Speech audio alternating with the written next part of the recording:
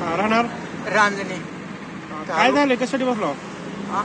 आमच्या घरातले भांडणं आहे तर ती भाऊ लोक त्रास द्यायले तर घराबद्दल बाकीच्या सगळ्याच्या वाटण्या करा म्हणून मी म्हणतोय.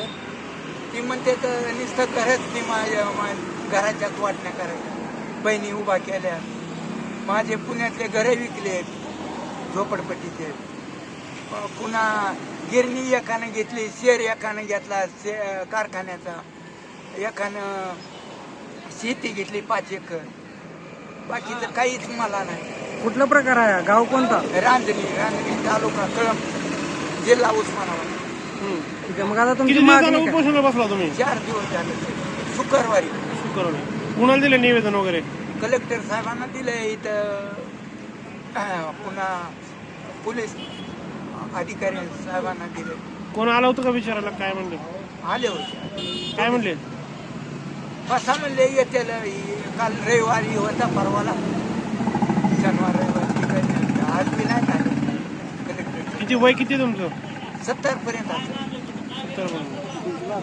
आता 14 दिवस उपोषणात आहे. काय वाटतं, काय म्हणजे काय झालं नेमकं तुम्हाला? आता 4 दिवस झालं उपोषण करताय, काय त्रास वगैरे? त्रास म्हणजे आहे त्रास, पण तसं वाटत नाही. म्हणजे दवा गोळी काही नाही मला चालू पाहिजे. मग आता मागणी काय आहे तुमची प्रशासनाला?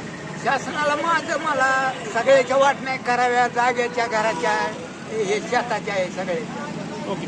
निम्याच्याच वाटण्या होत नाहीत असं म्हणतोय मी. एवढंच माझं.